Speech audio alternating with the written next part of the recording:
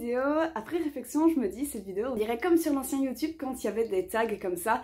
Il y avait notamment ce genre de vidéo, c'était celui qui... et on parlait de différentes choses. En général, c'était plus dans le maquillage parce qu'à ce moment-là, ou en tout cas moi, je regardais beaucoup tout ce qui était le YouTube beauté. Ça n'a rien à voir ici, on va bien parler couture, je vous rassure. Je voulais en fait vous parler de mes outils de couture et mettre en avant certains que j'utilise d'une certaine manière et qui, voilà, simplement le fait d'en parler, des fois vous dites « Ah mais oui, cet outil-là, c'est vrai qu'il aurait été hyper utile pour ceci, cela. » Donc voilà, je me dis que ça peut être utile pour vous, du coup, c'est parti. Alors, premier outil, c'est celui qui est en craquage. Je craque... J'allais dire je craque peu en couture, c'est super faux. En général, je craque plus pour des patrons ou pour des tissus. Mais dans les outils de couture, je cherche plus ce qui est essentiel. Je vais pas trop gadgets, etc. Mais il y a une story sponsorisée que je voyais passer, enfin dans les pubs quoi, sur Instagram, que je voyais passer et clairement ça me faisait de l'œil, etc.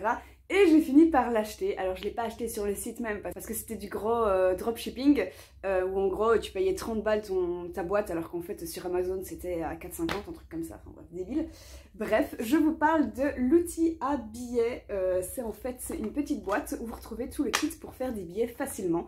Je suis quelqu'un qui utilise beaucoup les billets, en général en colle intérieure. Je sais pas, c'est une finition que je trouve pratique et que j'aime bien faire à mes habits, que ce soit pour la boutique ou personnellement. Et du coup en fait dans ce kit il y a ce petit outil où vous rentrez le tissu par le bout ici et il ressort de l'autre côté pré-plié et vous n'avez plus qu'à passer le fer à repasser sur ce qui sort ici.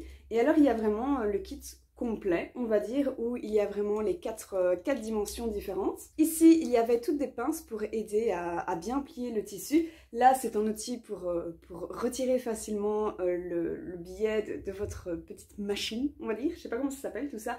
Des épingles que j'utilise absolument jamais parce que j'aime pas les épingles comme ça. Et là, il y avait un truc à mettre sur la machine à coudre que je sais même plus où il est. Mais bref, c'est un petit peu gadget parce que clairement, on peut faire des billets soi-même. C'est vraiment pas compliqué. Mais, ah oui, et ça marche pas du tonnerre, genre sur les tissus qui sont trop fluides, c'est pas ouf. Après vous faites ça sur un coton, ça marche trop bien.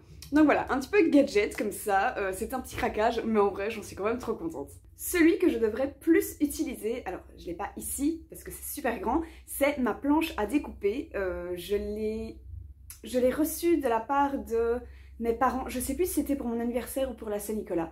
Je suis trop contente de l'avoir, c'est hyper pratique, genre à la boutique chez Chipote Papote, j'arrête pas de l'utiliser, mais pour moi personnellement, je l'utilise très peu. D'ailleurs, elle est actuellement tout au-dessus de ma garde-robe parce que je ne sais pas où la mettre dans cette chambre, mais voilà, clairement c'est hyper pratique, donc il faudrait que j'utilise plus. Ça s'utilise en fait avec un cutter.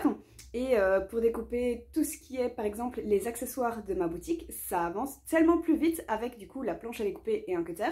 Et je n'utilise pas. Donc c'est con parce que du coup je pourrais être plus productive, je ne le fais pas. Donc j'ai pour objectif de le faire plus, enfin de l'utiliser plus.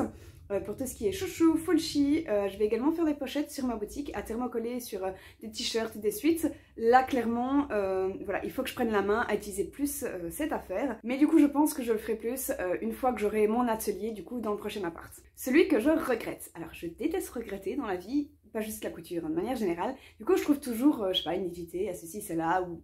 Bref, une manière ou d'une autre, j'essaye de ne pas regretter. Mais là c'est le cas, c'est quand même le cas, c'est pas vraiment moi qui l'ai choisi, en fait c'est ce cutter rotatif, il est très petit. C'est pas moi qui l'ai choisi vu que c'était un cadeau avec la planche à découper, mais en soi c'est moi qui l'ai demandé, hein, je crois, je sais plus. Bref, je le regrette parce que comme il est petit en fait, je n'utilise pas et du coup je n'utilise pas non plus la planche à découper. Il est idéal pour les arrondis. Mais en général, si j'utilise le cutter rotatif et la planche à découper, c'est plutôt pour des lignes droites parce que je suis pas encore une spécialiste du cutter rotatif, même à la boutique. Et du coup, voilà, je le trouve trop petit, donc pas fan de ça. Et un jour, il faudrait peut-être que je lui trouve une meilleure utilité ou bien je le revends éventuellement. Je sais pas trop quoi en faire. Pour le moment, il est juste en train de prendre la poussière dans un tiroir. Alors, celui que je déteste. Je le déteste, mais je ne pourrais pas m'en séparer et je pense qu'on est plus d'un à le détester. C'est le fameux découvite. Le découvite est le truc le plus pratique au monde, on est d'accord. Mais si je l'utilise, c'est que j'ai foiré quelque part. C'est que je dois découdre, ce qui me prend une plombe. Ça me saoule, je perds patience. J'ai les yeux qui commencent à loucher parce que c'est tout petit. Que dans cette chambre, il fait pas très lumineux dès qu'il est 18h, même 17h en hiver. Donc voilà, je les teste, mais il est extrêmement pratique. Autre chose qui fait que celui-ci particulièrement est extrêmement pratique, c'est qu'en fait il a des petits poils au bout du capuchon, et du coup en fait avec ces petits poils je nettoie tout le temps ma surjeteuse, parce qu'il y a plein de petites bouloches de tissu qui partent à l'intérieur de la surjeteuse. Du coup j'ouvre son petit coffret et je nettoie avec la petite brosse ici, ce qui rend, ben oui, ce découvite extrêmement pratique, mais clairement tu dois l'utiliser, tu sais que c'est chiant quoi.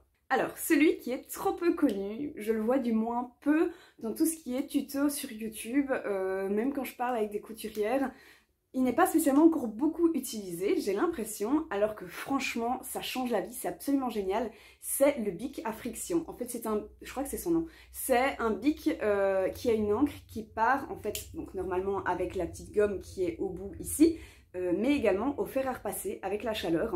Et je l'utilise pour faire tous mes petits marquages une fois que j'ai découpé mon patron pour quand je sais pas, il y a une ligne à faire pour savoir où exactement est le milieu de ma manche, ce genre de choses. Et du coup, si jamais, parce que malgré tout parfois ça arrive que je fasse un marquage sur l'endroit, je sais que je peux repasser et hop, on voit plus rien. Je préfère nettement à la craie habituelle que j'utilise voilà, avec ce petit bic, où c'est des craies rechargeables. Parfois j'utilise encore ça parce que le bic ici n'est pas toujours compatible avec tous les tissus. Par exemple pour les jerseys, c'est pas hyper pratique parce que c'est un tissu juste qui est trop extensible et la craie va mieux marquer. Enfin bref. Mais hyper pratique quand même et je vous le recommande à 1000%. Celui que je considère le plus utile, alors je vous ai beaucoup parlé du déco-vite, mais on va dire qu'il n'y a pas que ça, c'est quand même un des gros basiques. Je dirais que mon autre accessoire du coup le plus utile est cette équerre. En fait c'est une équerre qui est marquée quadrillée tous les centimètres, mais aussi demi-centimètre et même millimètres. Et alors comme ça j'arrive vraiment à avoir tout qui est perpendiculaire, qui est hyper parallèle, et elle est extrêmement pratique. J'aime aussi le fait qu'elle ne soit pas trop grande, parce que j'ai aussi une latte, comme vous les français, une règle à patchwork, ou bien une règle japonaise, je ne sais pas exactement son nom, enfin plusieurs termes sont utilisés, qui fait ici 60 cm. Elle est hyper chouette aussi, mais je l'utilise un petit peu moins parce qu'en fait elle est fort grande tout simplement, et donc parfois c'est l'équerre qui est simplement la plus pratique. Je l'utilise tout le temps, je l'utilise aussi beaucoup pour quand je recopie un patron, je le décalque. Je viens en fait tracer d'une seule traite quand il y a une ligne droite, et là c'est ça que je vais utiliser parce que elle est fort malléable, avec notamment ici je peux attraper l'équerre du bout des doigts. Je déteste les équerres qui n'ont pas ceci, et donc c'est vraiment pour ça que celle-ci je l'adore, et c'est clairement mon accessoire le plus utile que j'utilise tout le temps.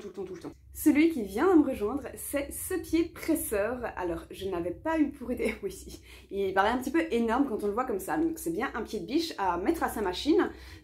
Et alors en fait il est fait pour les matières de type velours par exemple, ou qui glissent fort quand on veut faire du matelassage également. Pour le moment c'est pour ça que je l'utilise. Et alors je n'avais pas du tout eu l'idée d'avoir cet accessoire. C'est ma mère donc qui coud également qui m'a dit, elle lui dit est-ce que tu veux ça pour ta Saint-Nicolas, et je suis là mais ouais absolument, c'est trop cool. Et voilà, depuis que j'ai découvert en fait je suis absolument trop fan. Pour le moment je fais juste du matelassage avec, mais c'est trop cool. Et puis alors c'est aussi extrêmement pratique pour ne pas avoir deux épaisseurs qui glissent. Comment ça fonctionne en fait, c'est qu'il y a toujours quelque chose qui touche en fait votre tissu, et donc il n'y a pas à un moment donné quand on coud quelque chose qui ne touche plus rien le tissu, et donc qui peut un tout petit peu glisser. Donc c'est ce qui fait que ce pied presseur est absolument génial. Il rend en fait la couture vachement plus précise. Je vous montrerai le résultat de matelassage dans ma prochaine vidéo quand je ferai le sac Save You pour l'anniversaire de ma soeur. Je suis en train de commencer cette vidéo, ce sera un vlog, et du coup vous pourrez peut-être le voir un petit peu en action. Et alors on termine sur celui qui va bientôt me rejoindre. Donc le prochain achat que je veux faire dans mes outils de couture, c'est, je le sais déjà, du coup le cutter rotatif mais plus gros, genre au moins le double de celui-ci. Il y en a en vente chez Chipote et Papote, donc clairement je vais craquer genre dans 2 jours par exemple. Mais c'est aussi pour me forcer en fait à être plus rapide quand je fais des accessoires pour ma boutique. Pour utiliser plus ma planche à découper, c'est clairement plus pratique. Je peux en faire plein d'un coup, et puis de toute façon à la boutique en fait Cyril me demande souvent d'utiliser le cutter rotatif, et j'ai pas encore totalement la main parce que je l'utilise pas souvent, donc c'est vraiment un achat que je veux faire qui sera clairement utile, et j'ai hâte de l'essayer. Je sais même mon deuxième qui va me rejoindre, mais ça c'est clairement un craquage. C'est un petit mètre qui est flexible et qui est en forme d'escargot. Voilà, je trouve ça absolument trop mignon, donc c'est les deux choses qui vont me rejoindre prochainement. Voilà, c'est tout pour cette vidéo. J'espère qu'elle vous a été utile. Si jamais vous faites aussi des vidéos sur YouTube et que vous causez, n'hésitez pas à refaire cette vidéo parce que c'est en fait, je pense, bien instructif pour les gens qui nous regardent. Si jamais vous n'avez pas de chaîne ou vous ne voulez pas faire de vidéos, vous pouvez toujours mettre en commentaire c'est quoi pour vous les différents outils selon les catégories que je vous ai données. Et puis voilà, sur ce, moi je vous dis à la semaine prochaine pour une nouvelle vidéo. Bisous!